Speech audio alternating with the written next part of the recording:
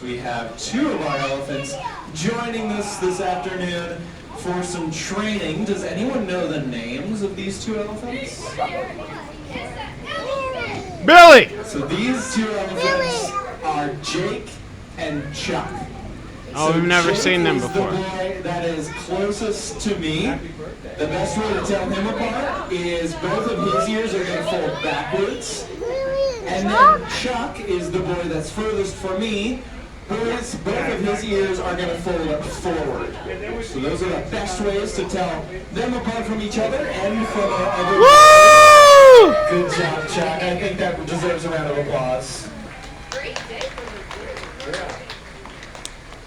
Now here at Denver Zoo, we are a leader in elephant care, and we're able to share the success we've had at housing our 6 male Asian elephants with other zoos around the country, as well as our conservation partners around the world. Well, get it And a big after reason the for that success comes down to our training, like you're seeing happening right in front of you today.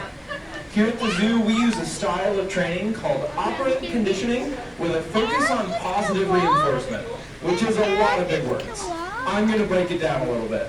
It basically means that whenever we do training with any of our animals, including our elephants, we are always asking if they would like to participate or do a behavior. Now usually that ask is in the form of maybe a hand signal, sometimes a verbal signal, sometimes both, but it is always an ask. Meaning our elephants have the choice whether they would like to participate or not. If they do, fantastic. Yeah, they They're going to get a tasty snack, whether it's a piece of broccoli or a slice of orange. But they will always have choice with how they'd like to spend their day. Just like you all have choice with how you like to spend your day. Cheer for me if you love coming to the zoo. Amazing. Now cheer for me if sometimes instead you just want to watch a movie and relax. Amazing. Usually I get more muted cheers for moviegoers. That's okay.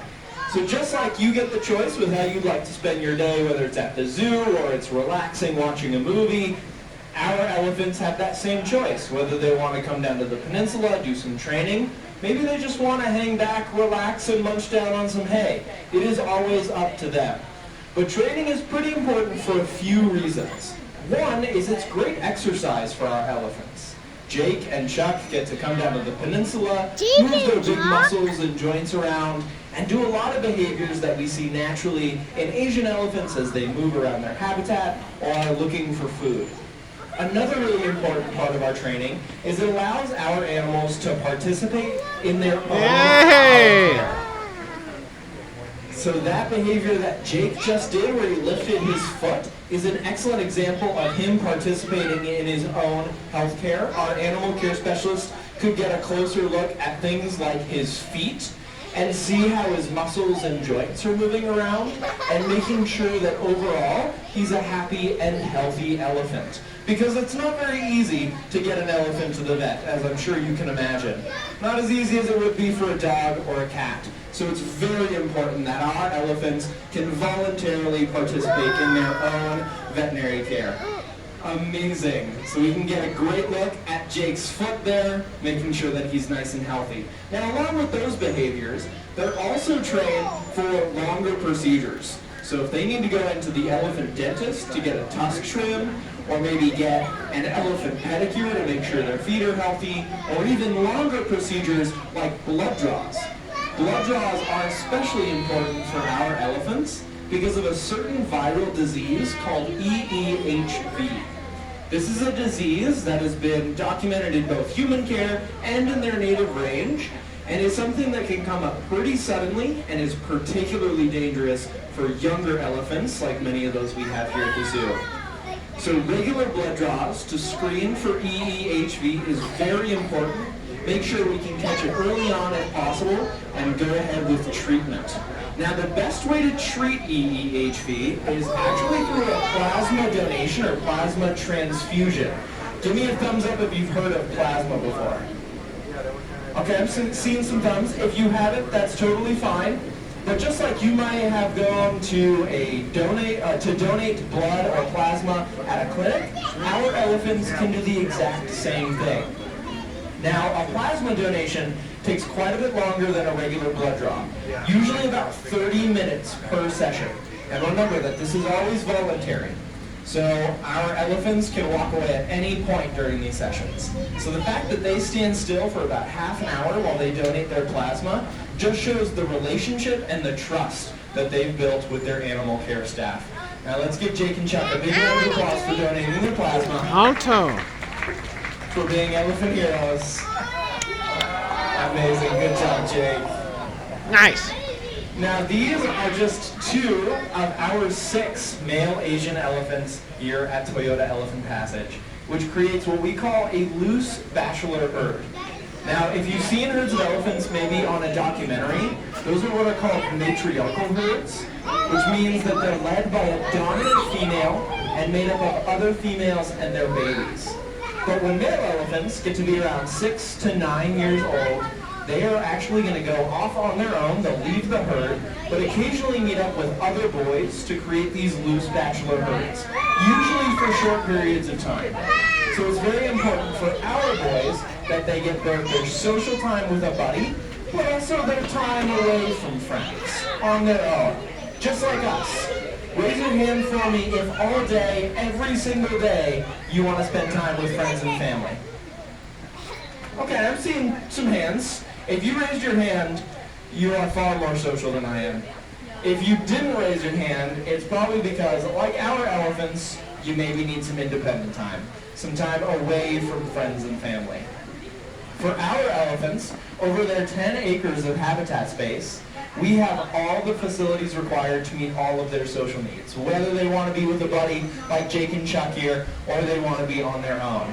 Now sometimes our elephants want to be a little bit more on their own, maybe a lot more independent. They all go through seasonal hormonal cycles, and one part of their cycle is called must, spelled M-U-S-T-H, and this is a time when their testosterone is That's almost over. skyrocketing, up to 60 times its normal levels, which means, like I said, they want to be away from friends, they want their own space, and that is totally fine. Even if all 6 of our boys go into must at the same time, needing that more independent time, we have the facilities to accommodate that. Now you can tell when an elephant is in must based on a few different things. One is there's going to be some dripping between their eyes and ears. It's called temporal gland dripping. And there's going to be a bit of urine dripping, which I know sounds gross, but it is perfectly normal for our elephants, and it actually lets us know that they're going through their healthy hormone cycles. And having healthy Asian elephants is very important because they're an endangered species. There's only about 35,000 of them left in the whole world, which sounds like a big number, 35,000 elephants. But to put it a little bit more into perspective for you, who here is a Broncos fan? Okay, not great. Moving on.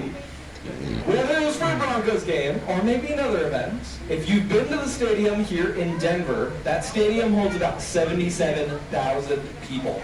So in the event that it is sold out, there would be over twice the number of people just in that stadium as there are Asian elephants in the entire world, including the 6 we have here at Denver Zoo. And a big reason for that population decline is due to habitat loss, specifically because of palm oil plantations. Nod your head for me if you've heard of palm oil before. Okay, I'm seeing some nods, excellent. If you haven't, that's okay. It is in more products than you may think. Over 50% of the manufactured items at the grocery store can contain palm oil in them, anywhere from shampoo to candy. Now, I know what you're thinking. Adam, just a moment ago you were talking about how cool Jake and Chuck were, and now you're sort of bumming me out with all this habitat loss and endangered species talk. I didn't come here to make you sad. I came here to give you a way that you can directly support Asian elephant conservation. So buying items with sustainable palm oil in them is a fantastic way to support their conservation. But how do you possibly tell where the palm oil in the products you're buying is coming from? Well, I have a tool for you to use. It's a free app that you can download on your phone. It's called the Palm Oil Scan. And all you have to do is download the app and scan the barcode of items that you buy at the grocery store, and it'll tell you exactly where that palm oil is coming from and whether it's sustainable or not. So once again, that is a fantastic way to directly support their conservation. All right, it looks like our elephants are getting the rest of their tasty snacks, so I think we're wrapping up training.